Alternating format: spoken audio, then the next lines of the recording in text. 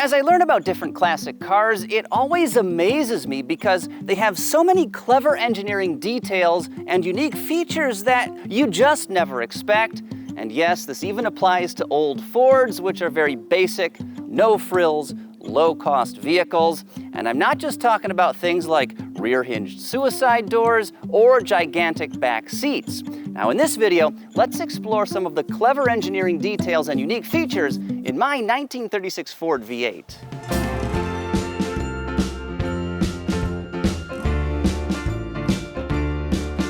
Hello there, I am Craig Cole, and this is Automotive Esoterica, where we explore some of the curiosities of the car world, though I want to assure you on this channel it's not just going to be me standing here yakking for 20 minutes. There are plenty of other YouTubers out there that do that. But here, where appropriate, we will also let you experience the sights and, more importantly, the sounds of the cars we are featuring. Though, of course, if you just want to get to the facts, you can very easily do that as well. Hit the chapter markers down below so you can skip ahead. And that's part of our Auto Esoterica guarantee, where we strive to make sure you are satisfied customers. We're not exactly sure how we're going to do that, but it looked good in my notes here at least. Yeah, and I'm definitely not sending out checks to anyone again. That was a really bad idea last time. I got my identity stolen again.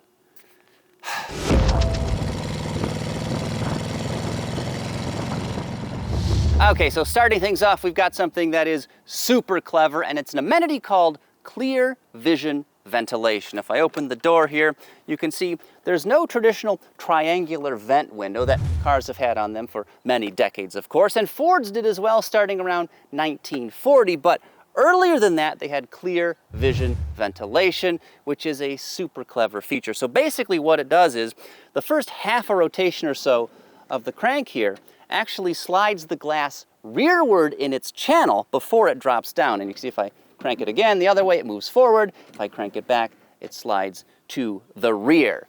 Very clever engineering. And what that does is it gives you about an inch and a half gap here between the glass and the body of the car, which as you are driving creates a surprisingly strong amount of vacuum to help draw stale air out of the cabin. And it works shockingly well, I will tell you. It's also a great place if you smoke to flick your cigarette ashes out so you don't end up with an unfortunate situation like they had in Planes, Trains, and Automobiles. If you're enjoying read, coming up on half the hour.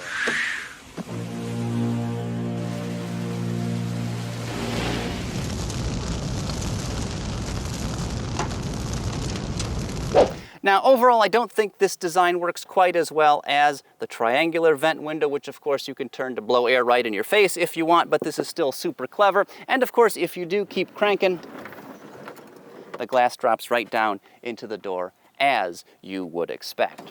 Now, one-upping Ford in the ventilation cleverness department is Plymouth, and I think for one model year, if memory serves, 1934, they had a system where there was a vent window up front and the regular pane of glass here, where you could open the vent window and lower the glass, just like you would expect, but if the vent window were closed, that whole assembly would drop down into the door, so your vision was completely unobscured, which is super clever, a step above what Ford engineers did here, but what good did that really do Plymouth? I mean, they're not even in business anymore.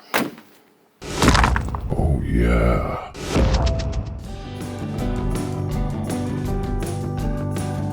Now, a lot of people don't realize this, but throughout the 1930s, Ford passenger cars actually came with coincidental steering column locks as a theft deterrent to keep scofflaws at bay. So if they hot-wired your car, they couldn't actually steer it at all when they went to drive away.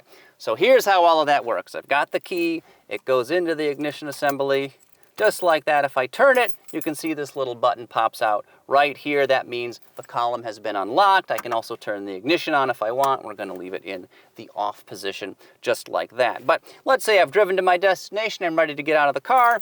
I simply turn the key like that, the button retracts, I can extract the key as such, and when I turn the wheel now, we'll see if the mic picks it up, but you hear that click? The wheel is now locked. There's actually a spring-loaded pin inside of the ignition mechanism that then locks. It engages into a collar that's mounted to the steering column shaft, so now you cannot steer the vehicle at all. And Ford actually ended up removing that feature around about 1947. So that's 2 points right there. You thought a steering column lock was a modern innovation? It's not. You thought cost cutting was new? Absolutely no. They figured that out decades ago.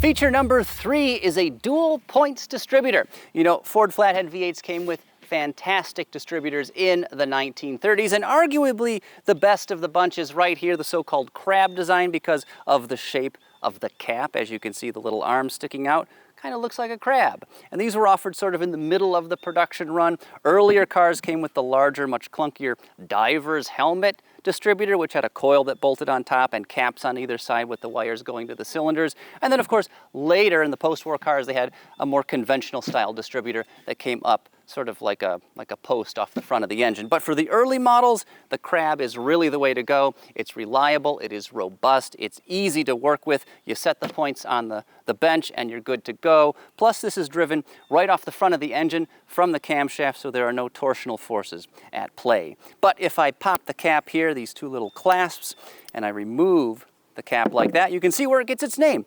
Dual points. We have 2 sets of points inside the distributor, and this is super smart.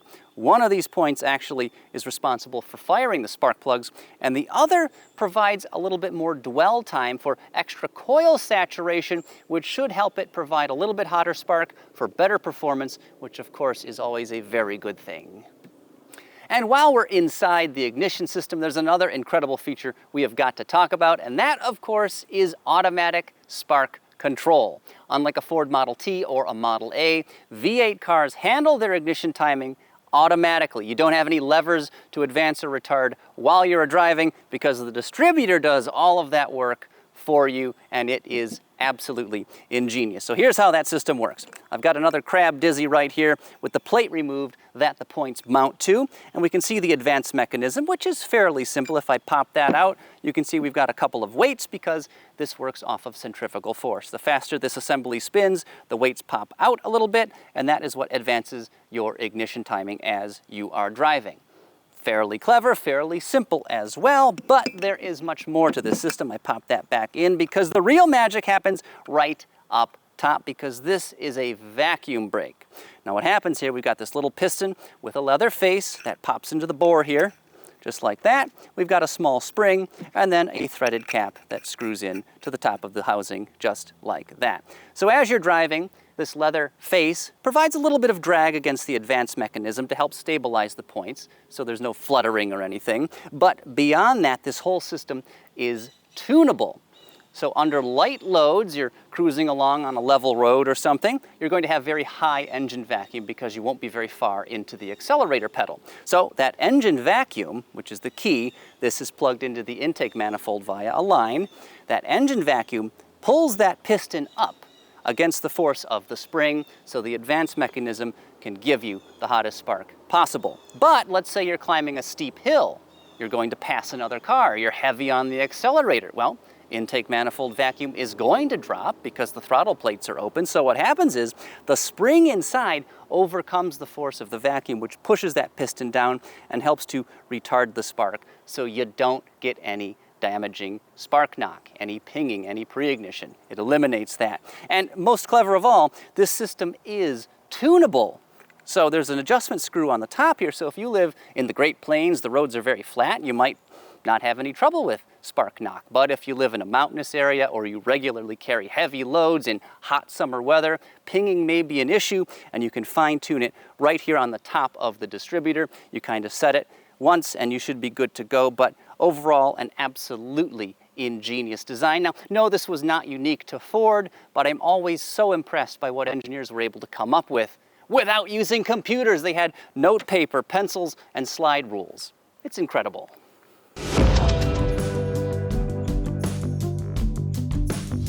Another great feature of the Ford Flathead V8 engine is that it came with full pressure lubrication from day one.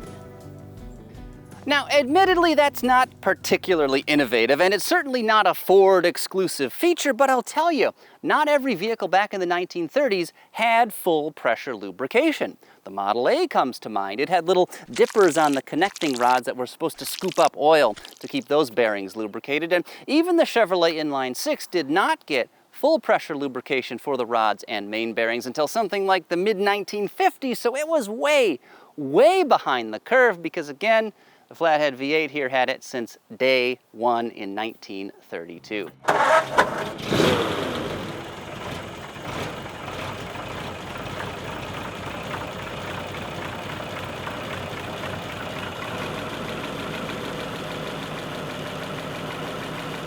Now, full pressure lubrication is superior to splash oiling because you are literally, physically forcing the oil into those bearing clearances, the spaces between the bearing shells, for instance, and either the connecting rod or the main bearings. And that ensures that there's always a film of oil between those moving metal engine components, because if they are metal to metal, that's really bad.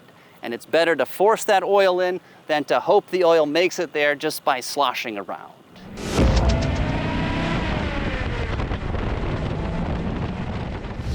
On the subject of oil, one amenity you may not be familiar with is full floating connecting rod bearings. Earlier versions of the flathead V8 engine came with these, and here is what that means. This is a set of floaters I took out of an engine that I disassembled a while back, and as you can see, they are double the width of conventional bearings that you may be more familiar with. And what's unique about these is, one, they were supposedly aircraft inspired, but two, they fit into the connecting rods and they ride, of course, on the crankshaft journal, but they're designed to spin. Normal bearings do not spin. If they spin, it's very bad because your engine's going to be destroyed. But these spin. So they rotate on the crankshaft like that, but they also spin within the connecting rods themselves. So there are two films of oil, and they kind of go together just like this. I'll throw them in these rods. These weren't the ones these bearings necessarily came from, but that is how they go together. You can see the rods turn, and if I'm lucky, the bearing halves will rotate here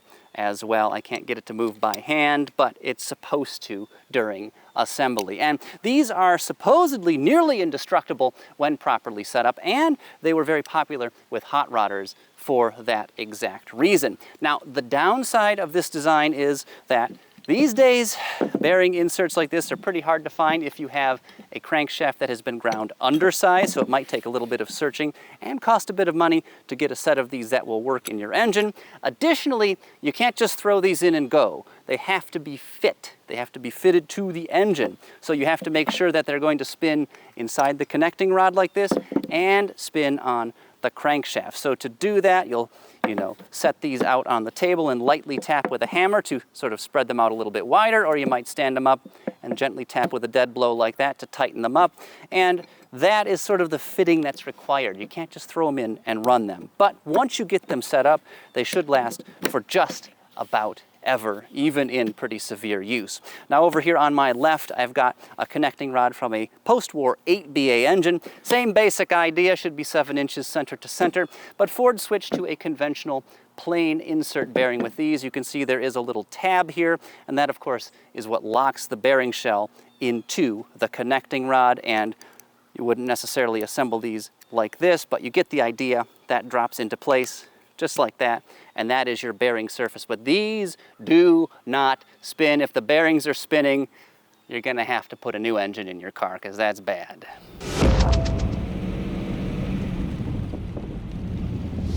And finally, one more ingenious feature of these old Fords, and this right here is a clutch pressure plate. This example happens to be from a truck, so it's a little bit heavier, slightly larger diameter, but it's what I had available on the shelf and was easy to grab. But the idea is exactly the same. And what I'm talking about right now are these little weights. You can see 3 of them on the outsides of these fingers that the throwout bearing would press against. And what these do is they use centrifugal force as the assembly is spinning to increase the clamping force of the pressure plate against the friction disc. So what does that mean? Well, You can have relatively lighter pedal effort, which is easier on your left leg, of course, with no sacrifice in clamping force, so there's no risk of the clutch slipping at higher speeds, higher torque levels, or while you're carrying a heavy load. It's absolutely ingenious. I mean, how smart is that?